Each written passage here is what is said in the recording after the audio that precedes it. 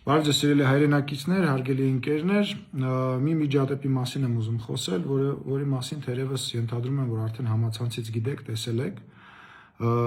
Որոշ ժամանակ առաջ Դեմերչյան փողոցում ազգային ժողովի շուրջ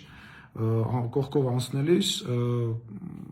անակնկալ ինձ համար, անկեղծ ասած, չգիտեի, որ այդտեղ մարդ կա եւ անհայտ կորածների ծնողներ կան։ Տեսա, մոտեցա, զրուցեցինք տարբեր բաների մասին, իրանք վրդովմունքը իրենց հայտնեցին եւ այլը, ինչևից է, երբ արդեն հեռանում էի այդ մարդկանց հետ խոսելուց հետո, ինձ ընդառաջ էր գալիս արդեն ինձ հայտնի մի կանոնով ոմն անձնավորություն, որին գիտեմ համացանցից, հաճախ տենց բազմաթիվ համացանցում տեսանյութեր է անում իմ երեխայի դպրոցի մոտ, երբ որ գնացել է երեխայիս հանդեսին, էլի իմ հետ կապված տեսանյութ էր արել, մի խոսքով իմ համար ինձ քաչ հայտնի անձնավորություն էր, որը տեսախցիկը ձեռքներ, ես տեսա, որ տեսախցիկը ձեռքները մոտեցավ եւ բնական է ես որևիցե ցանկություն չունեի եւ չեմ ուզում որևիցե ձևով իր հետ առնչվել եւ առաջարկեցի իրան հնարավորինս հեռու ինձնից մնալ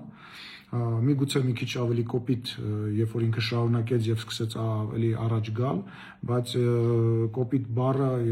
կարող եմ ասել, որ որևիցե սեռական բնույթի կամ որևիցե հայհոյանք իր մեջ չի պարունակել, որից հետո արաբարից ավել որևիցե բան չի եղել, երբ որ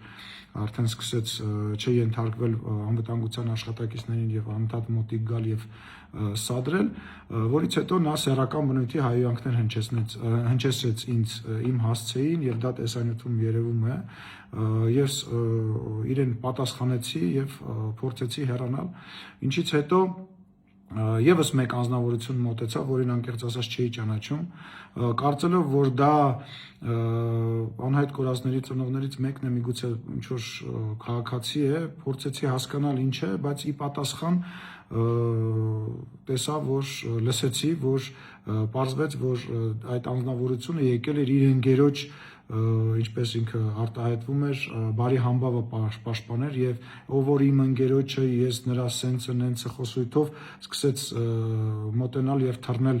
իմ ուղղությամբ, որին ոստիկանները հետագայում հեռացրեցին, հետո պարզվեց, որ ես ինչ որ կուսակցության ղեկավար, թե չգիտեմ ով է, մի խոսքով անունն էլ անկեղծ ասած չգիտեմ, ինչ որ ճակատ կուսակցության ղեկավար, թե ով է,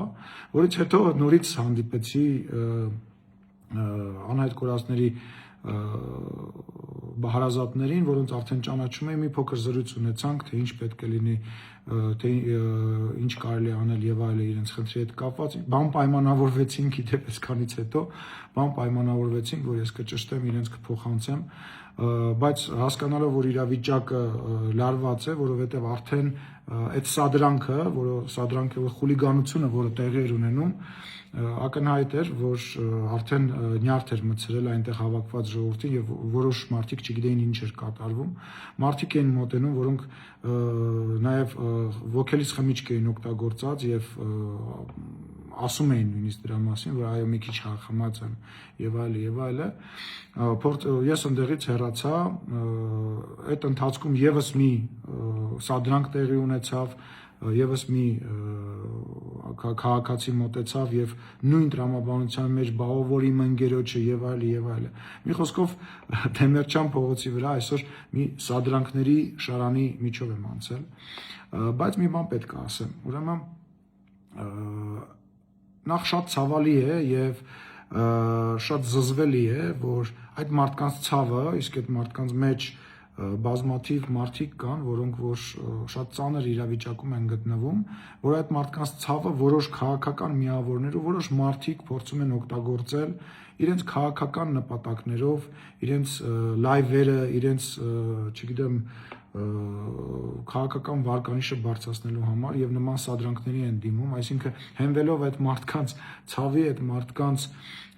էմոցիայի վրա փորձում են նման սադրանքներ իրականացնել։ Ես ցավում եմ դրա համար եւ պետք է ասեմ, որ չի անցնելու այդ սադրանքները, այո դժվար է, ինձ էլ է դժվար էմոցիոնալ առումով, մարդկային առումով նման իրավիճակներում հայտնվելը եւ հույս ունեմ, որ յուրաքանչյուր քաղաքացի, ով հիմա լսում է, մոտավորապես նայելով տեսանյութերը կարող է պատկերացնել այդ իրավիճակը, որը որ ես ձեզ նկարագրեցի։